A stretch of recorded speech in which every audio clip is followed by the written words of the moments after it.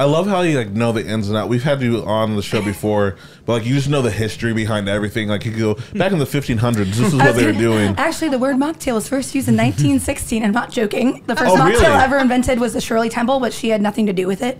A hotel just made it up. Oh, because she was old enough to drink. Right. Well, yeah. So it was for kids. It's for kids. Believe it or not, those are coming back, and they call them Dirty Shirleys. Dirty Shirleys? I work at a wedding venue. I make Dirty Shirleys every weekend. I'm very familiar. Now, Dirty Shirley is when she got older, correct? Of legal age, let's 30. say. Of legal Dirty age. 30 Shirley. Those her dirty 30s. Dirty 30s. This time she was drinking. was her last film. She's like smoking a cigarette. It's like, hey.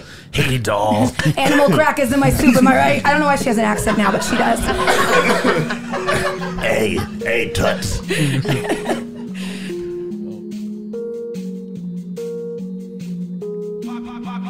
Down. Ooh, I'm eating brunch with my people though. The homie Dyke just cooked up a feast and we bout to eat it, bro. Fucked around and has to mix the lobster with the poutine. Daddy is rolling blue dream. Them boys got down a routine. It's Naptown culture. Cooking 7 courses. Had to pass the torch and now I'm grabbing second portion. So sit back, relax, grab a drink and a smoke. It's Harder Brunch on the way and get prepared for the jokes. Whoa. Shit. Whoa.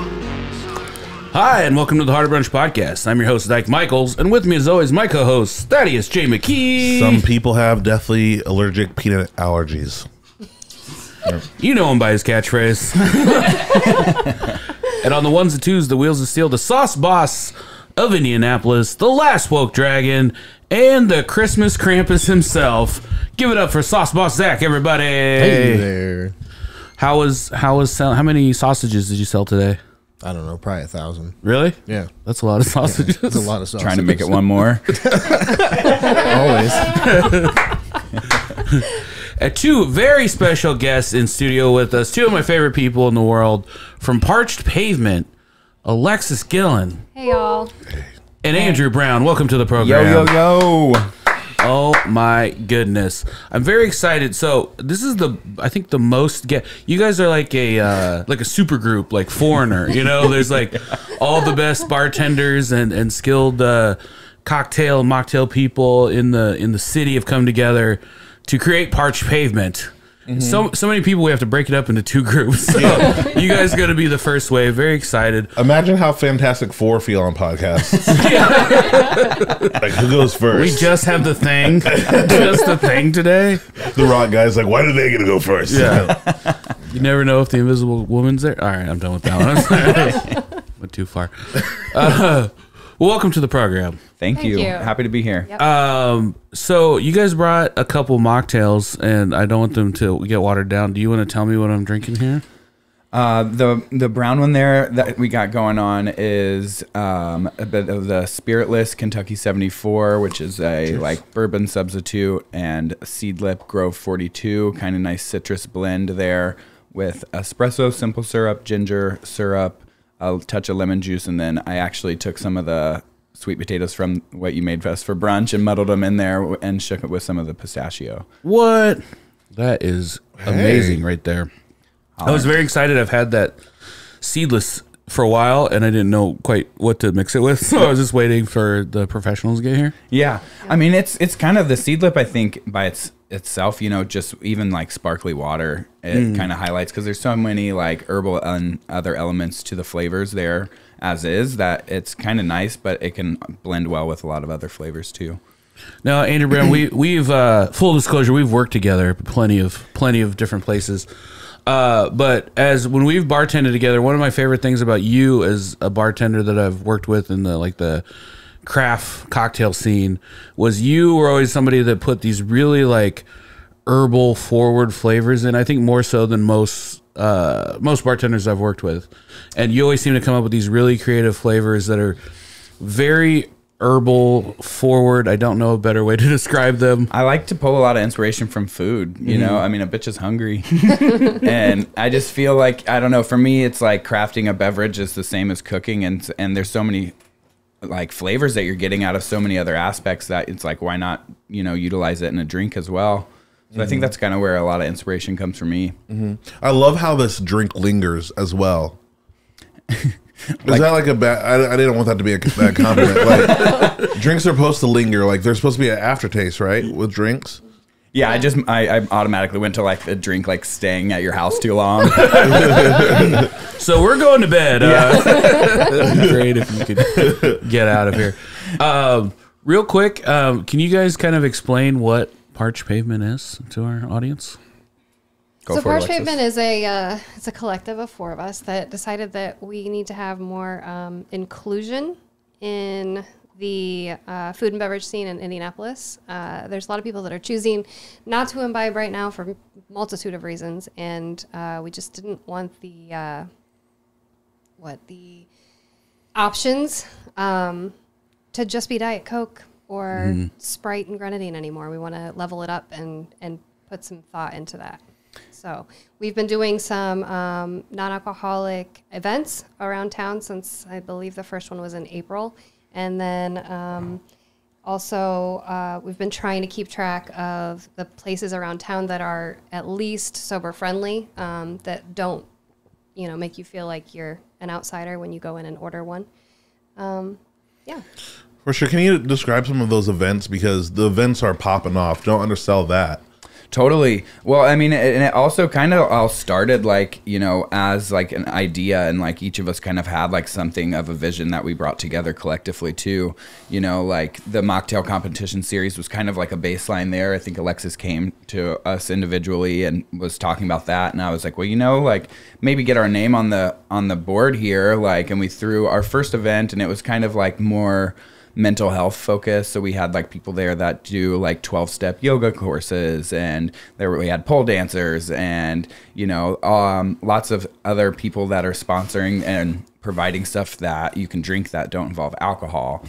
We had people doing like just like 5-minute sketches, and really just promoting like the fact of like having joy and fun, without relying on alcohol.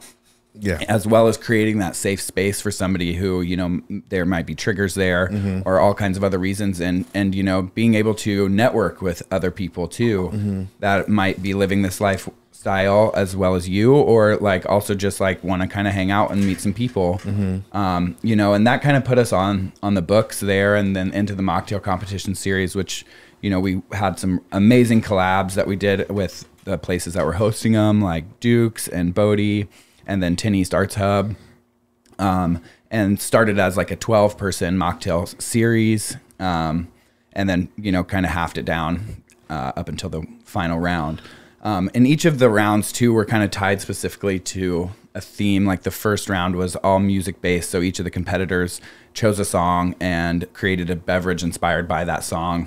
And we listened to the song while they kind of, made their drink in batch, and everybody got to try a sample of it. Smart. And the second round was all more like on like the tarot cards kind of wavelength, and there was like some like swamp rock music happening and tarot readers, and they would pull a card for the competitors to create from inspired by the card. And then the third round was a featured artist, blanking on her name.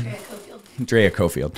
And she had 3 pieces that she premiered at the show, and the final 3 each had one of the paintings that kind of more so assigned to them, and they created a drink based off of that. So I just think that, there's so many things that in a non-alcoholic drink that you're almost looking for, and it's on a lot of the other senses, and so I think that we really highlighted that kind of aspect in this series, because you're not just looking for the taste of booze, or also you're looking for a buzz in a different way than is being provided to you from substance. You're looking for a buzz like stimulation by your eyes, by your mouth, by the way that you're smelling, and providing that to be something delicious as well truly can make a difference in somebody's day. It can, just make them feel supported all around and thought about, which I think everybody likes. I went to the Bodie one, and you guys had a great host there. Wait, actually, I was hosting that day for the Bodie one, and it was a fun time. Like, it was packed. There's music. People were competing, and the people were taking it really seriously, which I love when there's good competition. And people were outside the door, and I was like turning people away. Like, people were like, "We want to come in here. We want to come in." Like, you can't. All right, buy tickets early. They're selling out. And then, like, I just want to say congratulations to you guys. You guys are doing something amazing in the city. Thank you. You guys were so inclusive. You had to turn people away. And that's when it gets. Yeah, that's a good sign for inclusive. They're just crashing that gate like the Grateful Dead in 1993. Let us in. Yeah. Let us in.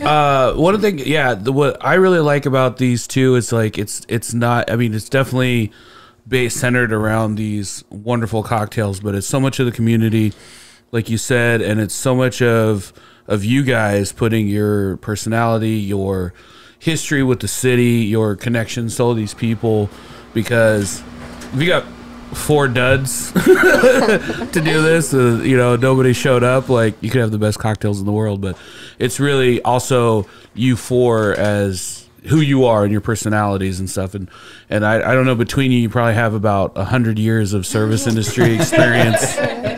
Yeah. So and also like some of literally the best bartenders in the city too, so like seriously, to put those to use those talents for good. It feels that way sometimes, though. Like, and I mean, and just past experiences of working places that, I'm lucky enough to have such like simples and all kinds of different things to play around with. When somebody's asking for that in a drink, it's like exciting to me. I'm like, oh, I get to like do something that's not just like in my brain routine, like I get to actually put like a lot more thought and my own touch on this, where if like, you're having to make stuff from a menu all the time kind of thing. And you're seeing a lot more of that in the city. And I think that our roadmap does highlight that a lot with all these places that are kind of popping up on this train, because it just makes sense. For me, it's like almost another like dietary restriction, like I don't eat meat. I don't have dairy personally. And, there's an option there. Like I also don't drink. So like if there's an option there doesn't have to be. I'm not like begging at the door, but like it is like seen, heard, and supported whenever you see that be available. Well, it's kind of like what Alexis was talking about too, about just having the Diet Coke as an option or the Sprite with grenadine. Totally. So Shirley Temple Squad. I think also on top of everything, just providing maybe a little bit of that knowledge to bartenders to be like, hey, there are other things you can do with your toolkit that you guys have at work. Besides just a Sprite with the cherry in it, because that is the thing when you go like, and I've hear that more and more, and like I work at like a wedding venue bar, and there's a lot of people come up, and I can tell they feel awkward sometimes about telling me their personal business of why they don't want to have a booze drink, and I'm like, lady, you don't have to tell me you're pregnant. Like, that's your business. Please. She's like, meet me in the bathroom. I prefer you didn't tell me. Yeah. But and it's just like, hey, I'll make you something fun, and it's the only substance that we have to justify not using. Yeah. Is alcohol. And it's so like, I remember like even growing up like in weddings and stuff too, and like friends of mine that are pregnant but like don't want the world to know yet, like literally carrying around an empty beer with water in it, so nobody asks them, why are you not drinking? Yeah. And like, society has made this as a full acceptable send here with booze, and I don't think that it is completely problematic. And in my experience, I would never project onto everyone's, now mine, yes, traumatic, but like, it's just like so justified, so everywhere, pushed on you for so long, you know. And it's kind of interesting, like, to take a step back, and to be like, what is going on here? Like, what? Because for me, it's like the confidence that I was looking for in a bottle of whiskey, I found in my sobriety by putting myself through the work and through, dealing with my trauma and stuff like that, and no longer just like leaning on something to be there for me, when instead I had to be there for myself by taking alcohol out of my situation.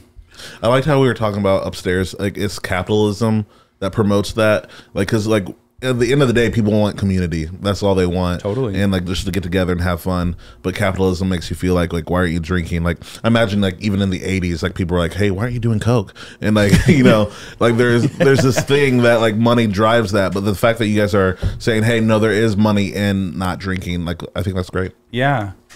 One of the things that I like too is that that's kind of definitely one of the big lanes of it, but I think also too there's so many people that are anything from like sober curious or like, hey, I just want to cut back, like I like drinking. I mean, I like drinking. Yeah. But like I've realized like I need to cut back on it, and I half the year I don't drink and half the year I do. So when I'm not, I'm like, oh man, I love it. And then even when I was drinking, I came to your guys' events. They were great. Totally. Like they're just dope events, you know. Yeah. Like Thank you. You blacked out on those, and they had to drag you the out. one I remember, it was a dope event. It wasn't dope for the other people. All fucked up on Hawaiian pies. You bit somebody. So much sugar. Well, we put a special menu together for you two. Speaking of dietary restrictions, Yeah, no shit. no, two of my favorite people. Well, what's funny is I got a note, I got a text message from a little birdie today, 2 hours before the show. It was like, Andrew Brown doesn't eat meat, by the way, and I was just like, I was ready for this a week ago. It would have been way too late. But it's like, oh man, it's oops all steak day too. Dyke and I got history. Yeah, one of my favorite things that Andrew, I called it when I had my food truck. I was in a real pinch one time, and I called Andrew Brown, and I was like, I need someone to slap together 300 hamburgers for me. And I called Andrew Brown, who doesn't even eat meat. And then he walked like 2 miles to the kitchen and to patty together 300 hamburgers just to help me out because you're a good person. Appreciate that. I'll patty your beef any day, Dyke. So what do we make? Okay, so we had a winter salad. We had a nice winter salad with some candied pistachio, a little honey glazed carrot, some pomegranates. I pulled Alexis was here early, so she became the de facto sous chef for the day. And I was like, "You ever supremed an orange?" She's like, "Nope." I was like, "You're gonna learn today." Supreming an orange? What's that? Sounds illegal. Yeah, it's when you like cut the segments out of it, like when you see like a little segment of orange. Oh, like it didn't fall out the orange that way. You gotta supreme it. You gotta supreme it. I was like, you just add pepperoni, green pepper. there it is. That was it. Papa John Dyke. That shit was good. And then the teriyaki oyster mushrooms. Amazing. Man. Kind of gave it the. I wanted to I like the meaty taste in my vegan food. Yeah, for sure. Smack so hard made me have a seizure salad. Yeah, that changed my life. Thad came in. This is the only time Thad's ever come in and asked for like one specific ingredient. He's like, "There's some more of the mushrooms back here." I'm a fan. And then the second course was just a root vegetable hash, just a fun. I think if I had to eat one breakfast food for the rest of my life, it would probably just be like a hash. Same. Just hash and slop. Thad hit me up 2 nights ago, and he goes, "How come there's not a late night slop restaurant in Indianapolis?" Oh yeah, He was just with slop till 3 a.m. Yeah, I think that's called Sam's Silver Circle. there we go. Well, if we all want to start one together, I was thinking about calling it Sloppy Nights. Okay. Perfect. It's not a joke. For sure. Yeah. Slop. I need you to sign on harder for this. That word alone. No, I mean everybody likes slop. Slop. What was the other thing that you served today? You guys like my transitions? I've been working on them. Yeah. Really nice. Thank you. Yeah. Master of the segue. It was a slop. And then red beans and rice. We had some red beans and rice and some vegetable curry, and some andouille sausage from Smoking Goose. I do suggest for vegetable curry, put that sausage in there. That was great. It really, nothing kicks up a vegan dish like some sausage. I'll tell you that. I'll tell you that much. The salt and everything in it, it was perfect. And then keep it over there. Sauce Boss Zach made a wonderful dessert for us. Yeah, I made a gluten-free cherry pie, and then I paired that with a raspberry sorbet. I didn't make the sorbet, but Full disclosure, I wasn't gonna throw you under the bus. That pie was love, man. Yeah. I'm glad you liked it. It was so good. No, I made it when I was like super tired and my kids were like yelling at me and everything. And so all yesterday, like in my mind, I thought like, man, I fucked that pie up. And so I even went and like got new ingredients to make a new pie. And then I went home and like I was like, well, if you're gonna restart it, at least cut it in half and see. Like I was worried like because I'm gluten free, but I usually don't bake gluten free. just because I just don't usually eat sweets. And so I wasn't sure if it even solidified right, but I cut it and it worked. So It was great. I have a question. With cherry pie,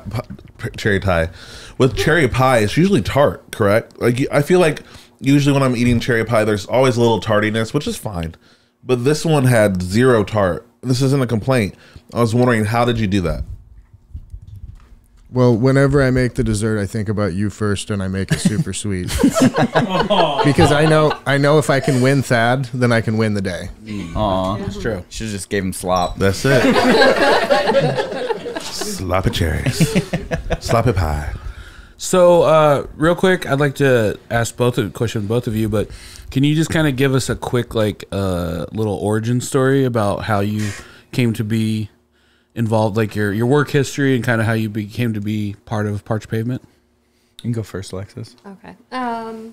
Work history. I've been in the industry for a multitude of years, and just picking up different skills along the way. Finally, in 2019, like the middle of it, I heard about this mocktail, not a competition. Yeah, it was a competition. It was a mocktail competition down in Louisville, put on by the Mocktail Project. And Heather and I went and checked it out, and it was super cool. And I just really thought that Indy should have something like that. We thought about it, and then COVID hit, thought about it some more because that's all you could do. And then... and why is that important to you?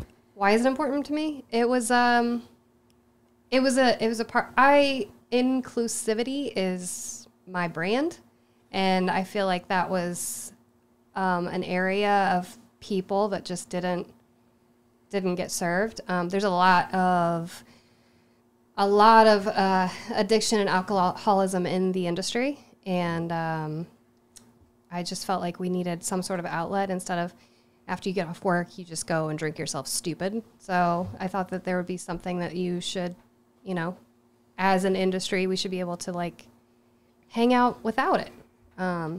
So we went to that, and then after everything started opening back up, I found out that Andrew had started his sober journey and talked to them, and then got everybody else involved. So Nice. My turn. That's what it felt like. I guess I've been in and out of the industry for majority of probably coming on 15 years. Really, craft cocktailing came to me when I worked at Fletcher Place at Hotel Tango with you, Dyke, and Allie Hall, who is one of our other members. That's kind of where it just kind of became apparent to me that I liked to make things that taste good, that are there to drink. Alexis kind of came to me with this project. I think we had some mutual friends. I think maybe Allie even was at my house for dinner one night or something with a couple other friends. Hi, Maddie. Hi, Vanessa. And I had kind of, started on a sober curious journey. I had done a couple dry Januaries, and at this point, I can't remember the timeline, but I guess if we did that in April, and I, decided that I took 30 days off, and then I drank, and then I took another 30 days, and I ended up doing 4 months that year or something like that. Maybe that sounds right. I don't know. And Alexis kind of was like, hey, I got this idea. And my brain was already kind of wheeling and dealing here, because I'm like, there's nowhere for these people to hang out at. And and I'm one of these people now, and I'm comfortable going to this place because I work in a bar, but some people, and just, my codependency issues are where can these people go? And, so wanting to create that safe space for other people really just made me feel passionate, and being able to create representation as well. And just also passion project, is just going to help sobriety kind of flourish. And I continued on that sobriety journey for 8 months this past year, and then ended up relapsing and drinking for a few months.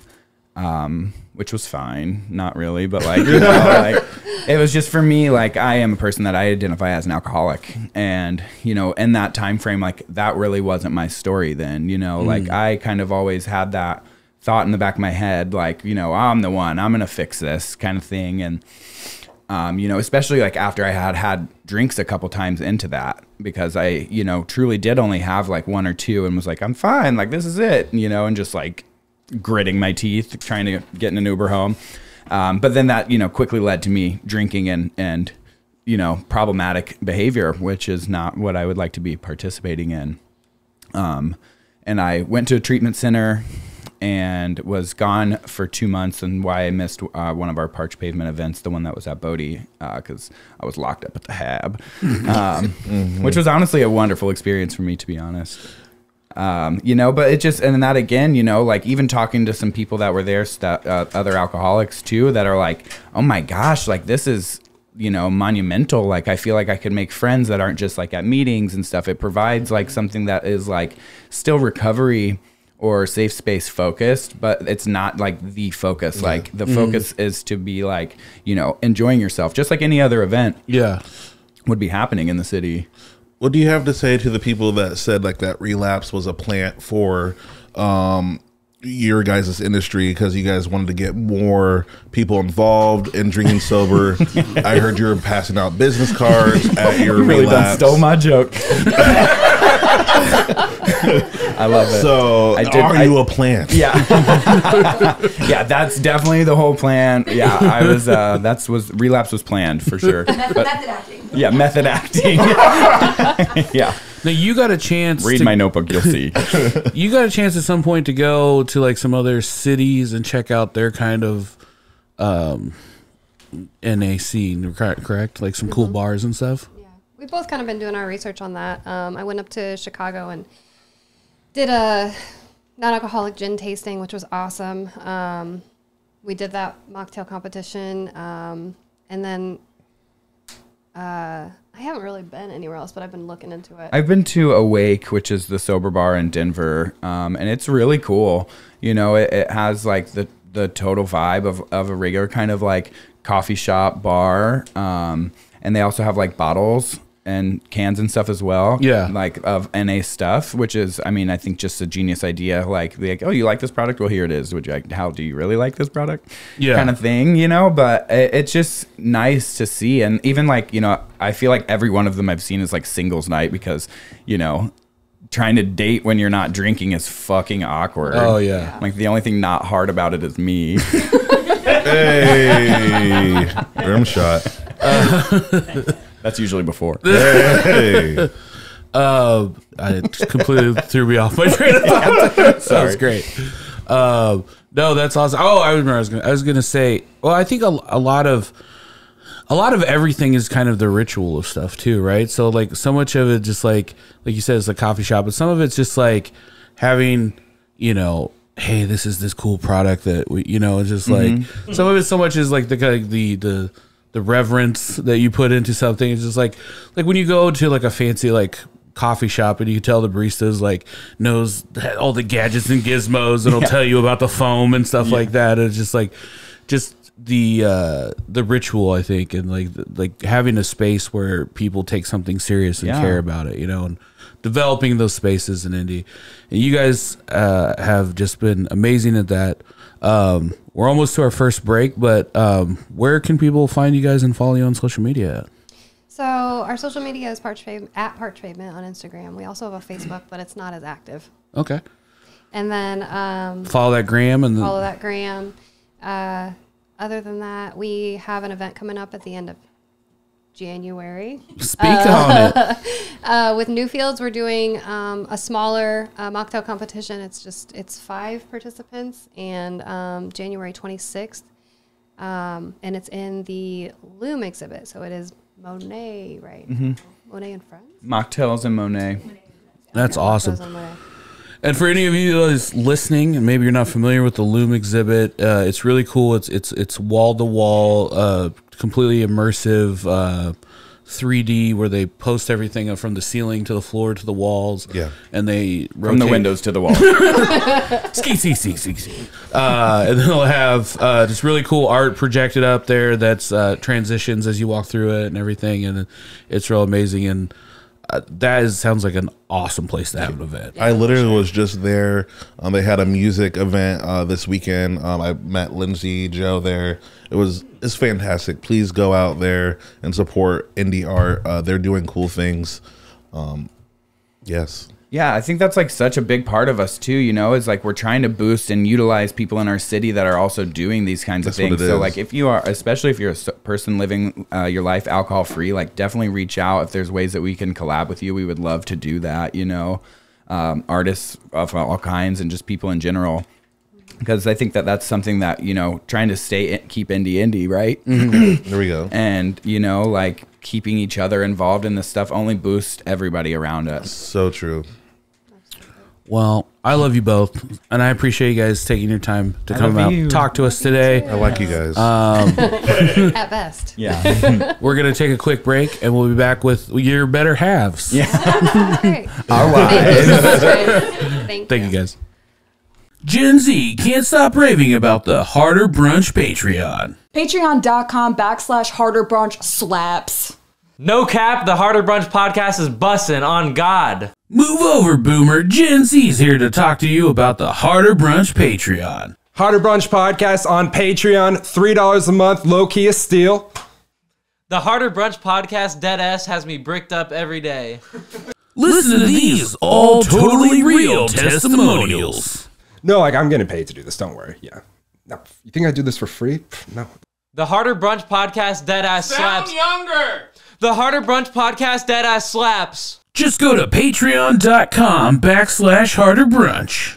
The Patreon After Brunch Podcast hits different. That shit makes you feel shit.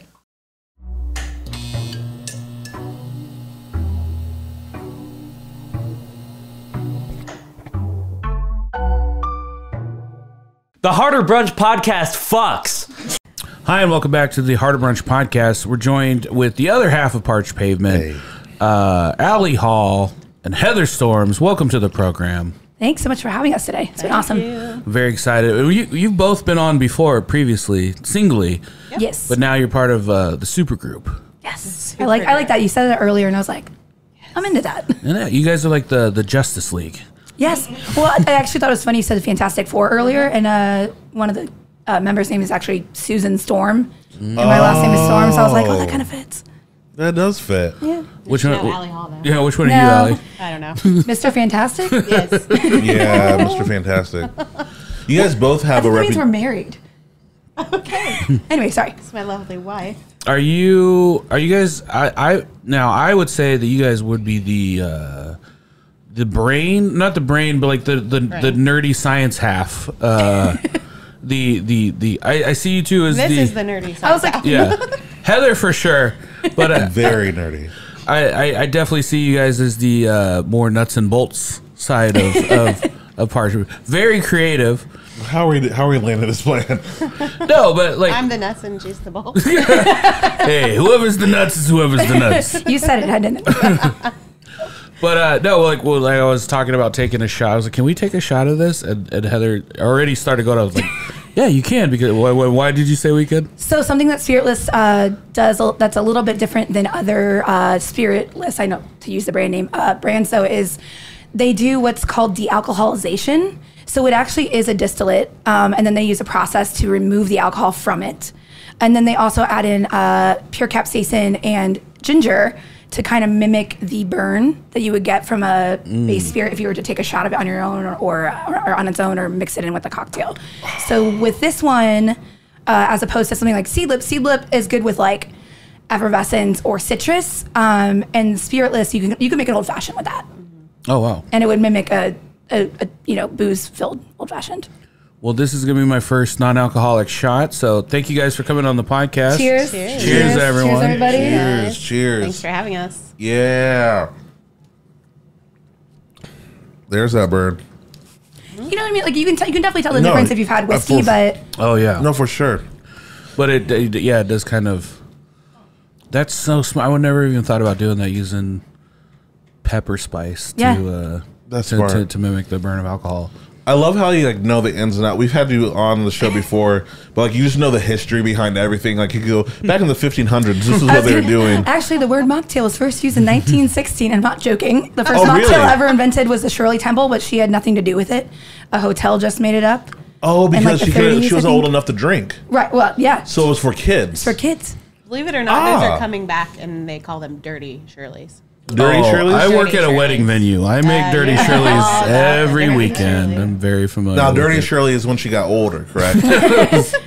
Of legal When she age, turned let's 30. say. Of legal Dirty age. 30 Shirley. Those are dirty 30s. Dirty 30s. This time she was drinking. was her last film.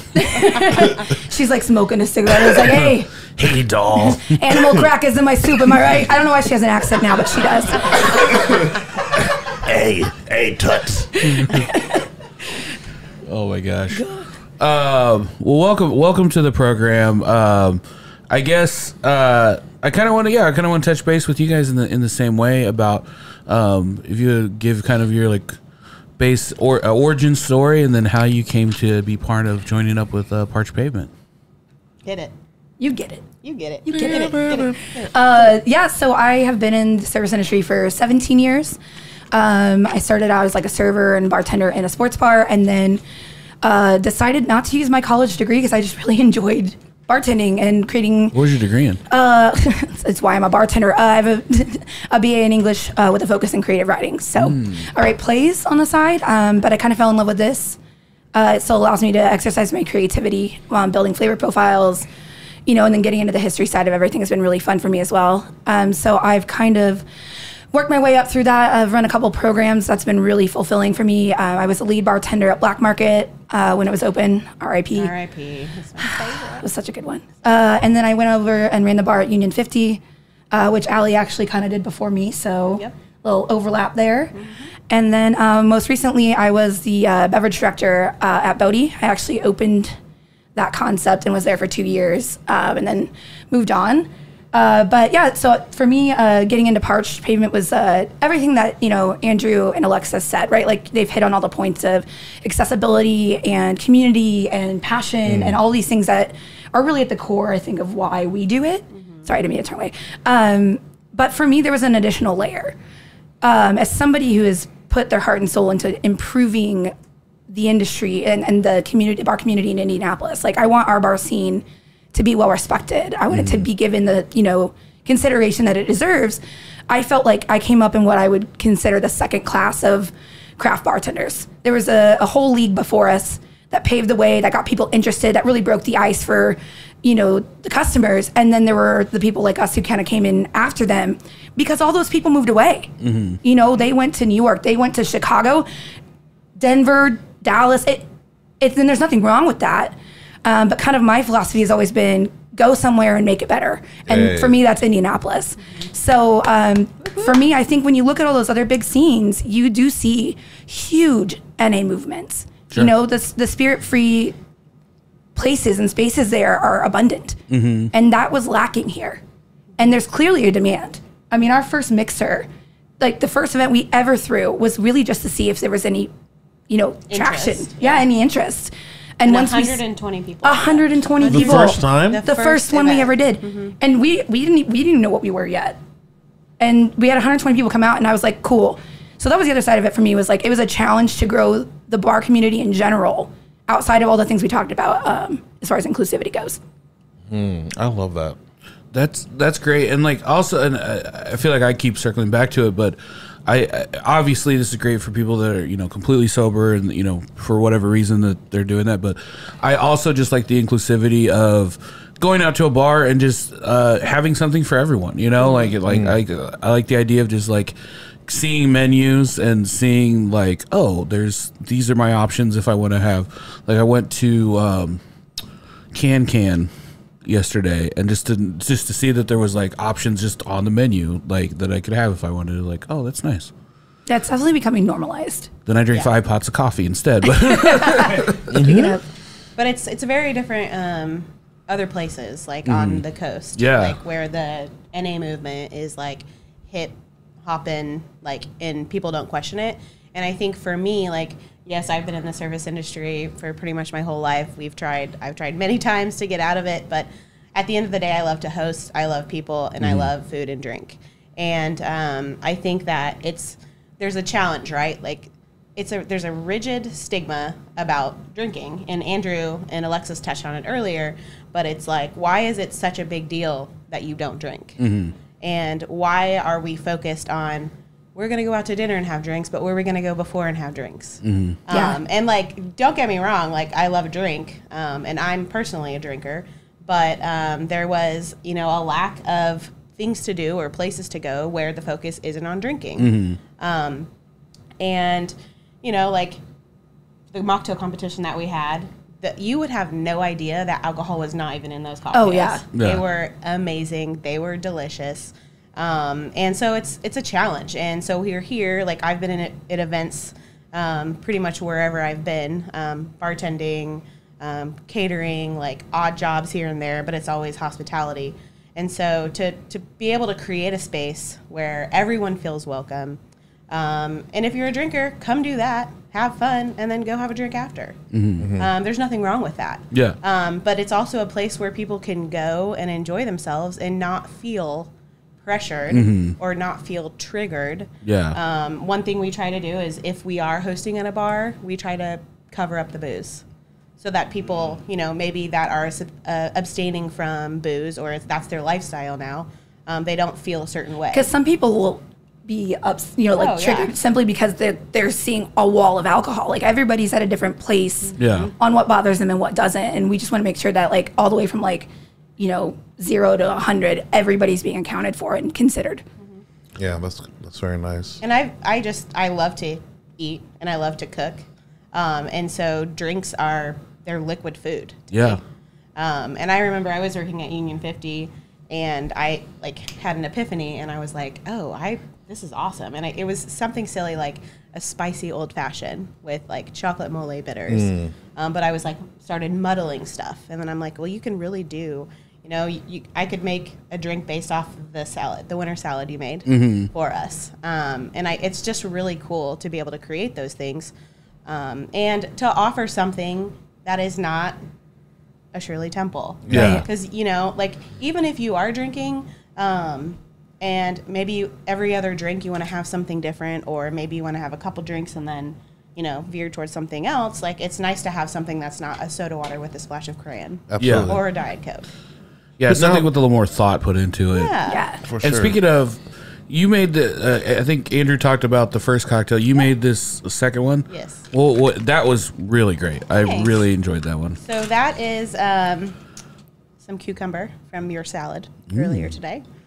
Some freeze-dried strawberries I found in your freezer. Sure. Oh, wait, those?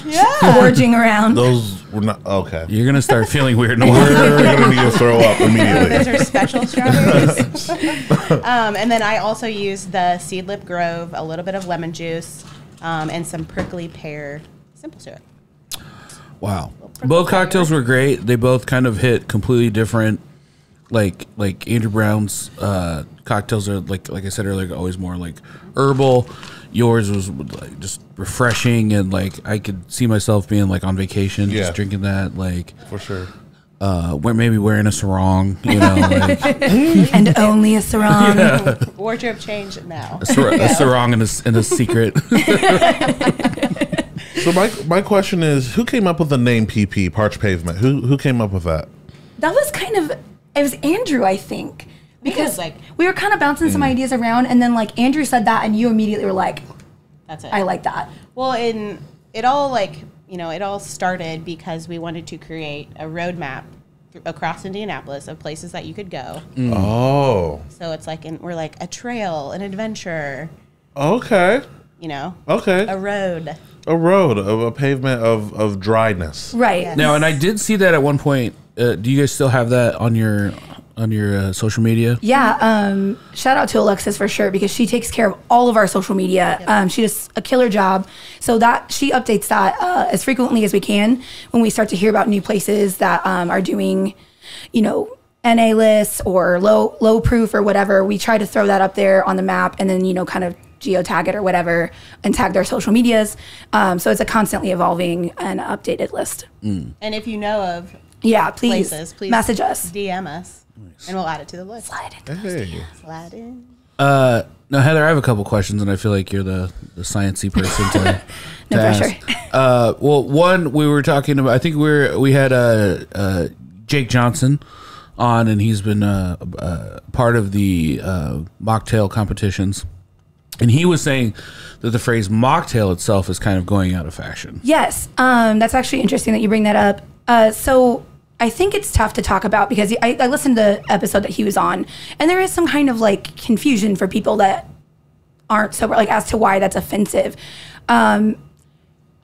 First of all, I always like to let the marginalized community define their own terms, because if you're the one feeling hurt or injured or small or excluded, you get to say what you want to be called. You get to say how things affect you. So I always try to lead with that. I don't have to understand why that bothers you. If it bothers you, I don't want to do it. And then that being said, going back to Shirley Temple, actually, you said it's like a kiddie cocktail almost, right? I think that's where the mock part is really bothering people, because if you look up the definition of mocktail in like Webster's or something, it does mention typically for children. And so I think that it's like infantilizing. I think it feels like demeaning, like you're not an adult, you're not to be considered. I don't personally feel that way, but I'm not the one that's being, marginalized essentially. So what would the preferred term would be? The NA one, cocktail? Or? So there's a few terms that you can use, but they mean different things. Okay. Non-alcoholic and zero proof are very different. They have different definitions. For something to be called non-alcoholic, it can contain up to 0.5% ABV, which you'll never get drunk off of. There's actually alcohol in fruit, like orange juice is technically non-alcoholic because it does contain a certain percentage of alcohol. Anytime that you're in an environment where you're introducing yeast to sugars or bacteria to sugars, there's going to be spontaneous fermentation. Like a banana has alcohol in it. Yeah. So that's what non-alcoholic means. Zero proof means there's 0.0 ABV in it whatsoever. You have the thing like de-alcoholized, which we just talked about with the spiritless, which means there was alcohol in it and then they've removed it. And they've taken it down to zero. It depends on the product. In the U.S., they have different. This is so boring. In the U.S., they have different regulations for the label than in the U.K. It's a whole thing. But so the term that I think is the best to blanket, like you would use mocktail as a blanket term, is spirit free. Spirit free. Okay. Because also the word alcohol can be triggering for people, so we try to avoid that. Oh. Yeah. And non-alcoholic, I don't know, just with the whole stigma of alcohol and drinking in our society. Yeah. I feel like non-alcoholic seems boring or sad. Gotcha. No, and it's good to know, and some of it, we're comics too, so we always like the first time I have to do anything different, I'm like, what? But this isn't the way I like it. It's not the way I'm used to. This is not my favorite thing. But like I do like to know the understanding of it and why like you said, like a lot. It's like sure, I'll use the. If that's a less hurtful thing for you, then why not do it? Why not be kind? Right. And I think that's like huge, because that's when you boil it down. At the end of the day, we're just trying to make people happy, feel included, and happy. I like that. So spirit free it is. Yeah, sure. Now, you guys got to eat the same meal. You did not have any dietary restrictions today, Sure but you were a victim of of all of the restrictions. So I wanted to make sure that the brunch did sit well with you two. Oh, 1,000%. Well, okay. Yeah, it was delicious. Yeah, I actually said to, I don't remember who I was talking to, but I was like, I'm the type of person that will eat food if it tastes good. So if it's vegan and it tastes good, I'm going to eat it. Yeah. If it's a fish eyeball and it tastes good, I'm going to eat it. Yeah. So well done. Yes, it was delicious. There's very little mushrooms, complaints. though. I I was going to say there's very little fish eyeballs in the You one. can make a mushroom pie. Mushroom You can pie? make mushrooms, and then you can make a pie. What are you thinking for that? How would you make a mushroom pie, Sauce Boss? Well, he would make the mushrooms and then I'd make it into a pie. Potato, am I right? I'm so glad I asked that. I didn't realize the mushrooms were going to be the runaway hit. They were super good. The day. But I'm the same as Heather. If it's, any kind of food, doesn't matter to me. If it's good, I'll eat it. Sure, and I like And to I'm also have. very adventurous. I did like to having the separate meat kind of options where you could like add an egg if you wanted. You could add some sausage if you wanted. That was a bonus. But it's the same kind of thing with the spirit of what you guys are talking about, was like having something for everyone that, you know, everyone can be accommodated. Because I definitely do, like, if I always try to cater to the guests. So sometimes we'll have someone who's not actually a guest, but they come by and they're on the show and they're like, actually, I don't eat whatever. And I'm like, SOL, buddy. I don't know what to tell you. Like, well, that was like my freak out text earlier. Yeah. I was like, I sat up in bed and I was like, Andrew doesn't eat meat. Like you wouldn't already know that. It was just, it was very nice of you and a very good friend to do that. But I was like thinking too, like, oh, I don't know what I would have done if, you know, like run out to the store and grab some vegetables. You're like, here's a piece of romaine. I don't know. Well, that shows that they're a team. They got each other's back. They really are the Fantastic Four. And there was an option for people that were meat curious. So thank you. Meat curious. That sounds like an OnlyFans. Yeah. Are you meat curious? Thanks for the sausage, dog. What do you guys see? So you guys were talking about, like, obviously everything kind of starts on the coast and kind of moves inward. Where do you see the future of the spirit free movement going, like within Indianapolis? Like, I mean, I think that we've got a good, like, we've got some momentum behind us right now. I mean, you know, over the course of human history, things rise and fall, as we know, in multiple ways that we experience politically, and everything from culture to trends to, you know, fashion. It all comes and goes. And this isn't the first time that the spiritless movement has kind of, you know, become a thing. It was big in the 80s. It was big in the 30s. But I hope to make it sustainable at this point, because now we're more interconnected as humans than ever before. And so I just hope that we keep gathering more people to sustain the movement. I mean, we've been really, really lucky to have the team of bartenders that we've had at all of our events. Like, we're talking a who's who of Indianapolis, and they are all super down. Like, they are putting as much thought and creativity and passion and hard work into what we've asked them to do as they would for something that had alcohol in it. And everybody's just been so on board. And, like, to me, that gives me hope that it will be a sustainable movement that will just become a permanent fixture of the culture here. The 30s and the 80s, why? I don't know. I mean, I think people are just doing a lot of coke in the 80s, and they're like, I can't do both, man. I can't do both. Or maybe they were, and Club then, you know, soda and cocaine, please. I'm on a diet. But the 30s? Yeah, I don't actually. You're kind of testing my history knowledge, because I don't know why. I don't know why in the 30s. I don't know if it was just because of the trauma of, like, getting into the war and after Prohibition, and there were still a lot of people that didn't drink after Prohibition, right. and I also think Gen Z just does not drink like we do, you know, like we 100%. Did, I guess, you know, like, I think they're the first ones that kind of come up and where it's just like, it's not just part of the culture where everyone is binge drinking you know, and I noticed it, like, when I work with, like, young comics and stuff too, like, they're just kind of like, what? Like, I had one drink. Like, I got weed's stuff to legal do. A lot of places now. That is true. That is, you know. Yeah, I also blame Hangover 3. That was such a terrible movie. It was such a terrible movie, and, like, it ended comedy and drinking. Seriously, like, when was the last good drinking movie that there was? When I was going to high school, there was, like, a drinking movie every year. You know. No one wants to back me up on that. No, yes, and I know that you can't hear me nod, but I nodded. Yeah, there was you know, I don't know the name. Drinking movie? What was my favorite drinking movie? Yeah. There was the one where it was a beer fest. Oh my God, yeah. I'm not saying that was my favorite one, but there was, like, types of movies like that every year. I don't know one like that. Hangover 3 was the last one that I was like, nah. Yeah, actually, I don't know. Dude, there wasn't even drinking. My car? There wasn't even drinking in Hangover 3. That's my complaint. They were just hungover. It's after the drinking. Yeah, Dude, Where's My Car? Was that about drinking? God, that's older than we all think it is, I think.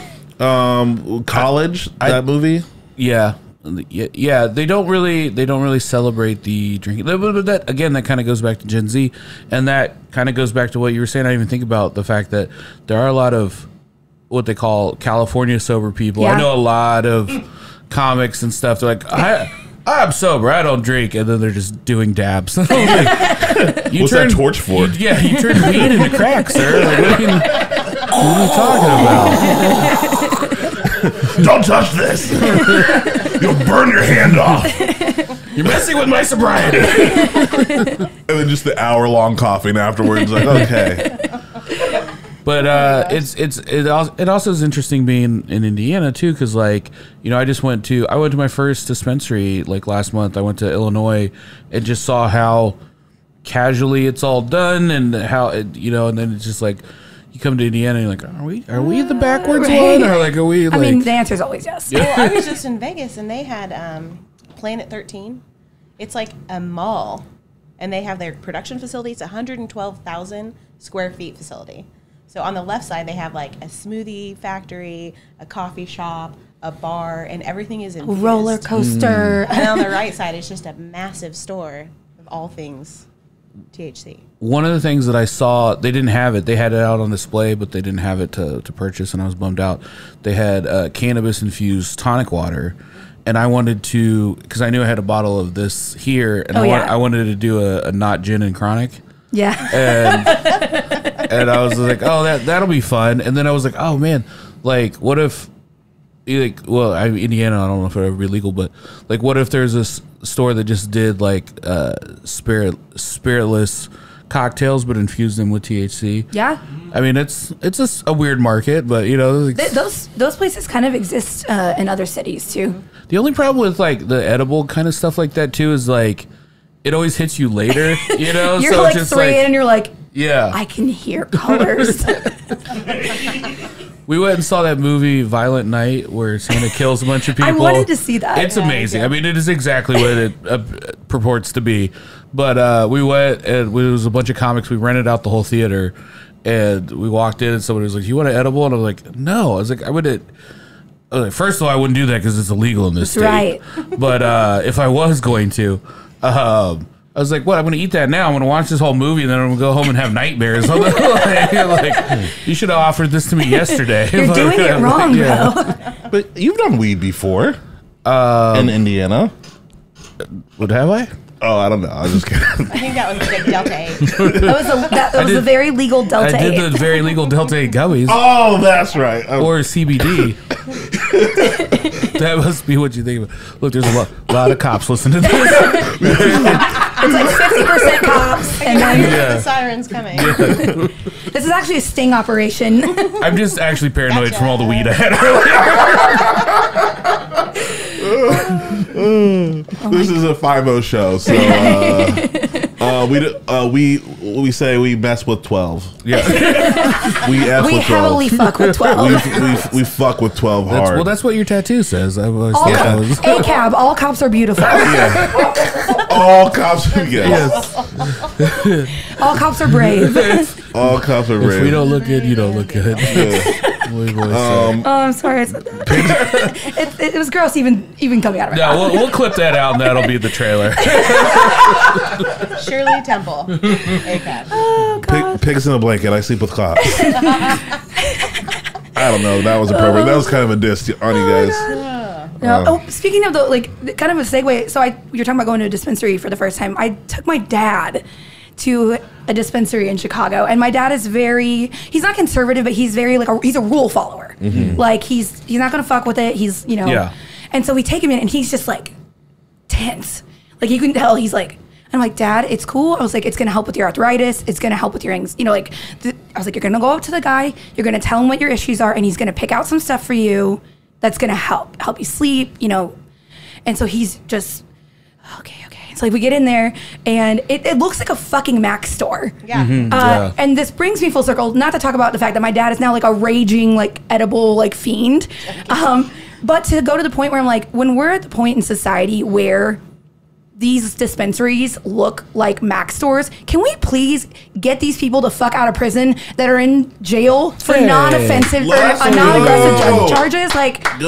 Can we just exonerate these people and expunge their records? Because it's some bullshit that it's legal in multiple states, and there are still people in jail for it. Sorry, I'll get off my soapbox. But it's fine. A lot of people were talking about after that lady got out of Russia. They're like, well, we still have a lot of people here, and I was like, yeah, it is true. We do have a lot of people here, and for petty weed crimes. Yeah, non-violent drug offenders should be freed. You know what? I want to take back what I said about the cops. I don't fuck with you anymore. I had to palate cleanse after I made the cop joke. I just had to. It felt weird because there's and I work with kids too. Here's the thing: they get kids at an early age and get them in the system and then get them institutionalized, and then you just have a record ongoing until like, so you're 15 and then you get trained by people that are already in prison, and then you never get off until you're like 45. You're like, all right, I'm done doing, I don't know, whatever. That was political corner with Thad and Heather. I jumped on your soapbox and I was like, no one wants to hear this. Like, Dyke's like, I want them in jail. Keep these kids off my lawn. So yeah, if you're listening to this, guys, arrest kids for smoking weed. Get them in the system, because it's good money. Honestly, Indiana's making a lot of money off of that. I'm done. Allie, what do you have to say? Yeah. You said it all. Why did I become lock 'em up Dyke? That's what I was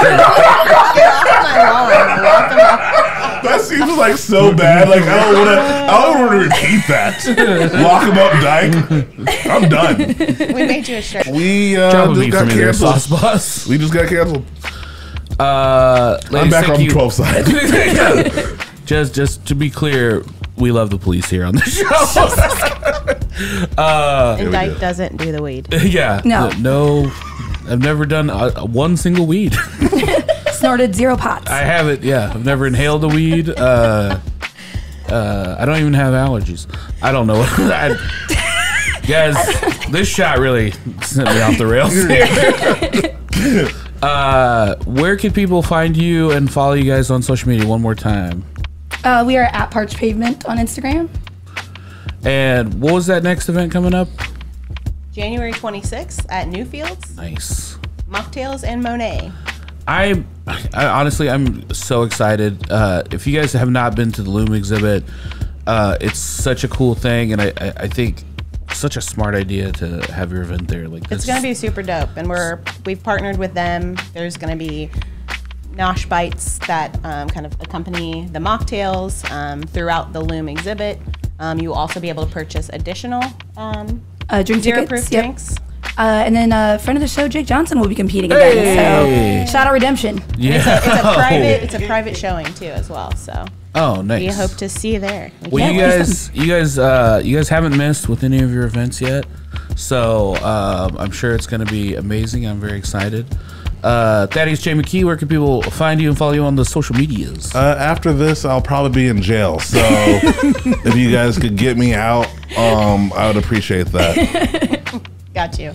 Zach Roan, where can people find you and follow you on social media? Yeah. You can find me at Zach_Roan on all social media. Cool.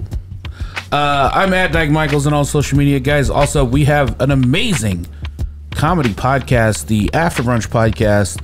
That's where we really let our hair down and tell you how we really feel about the police. Yeah, I'll tell you. You don't want to miss it. It's only $3, cheaper than a cup of coffee. It's patreon.com/Harder Brunch.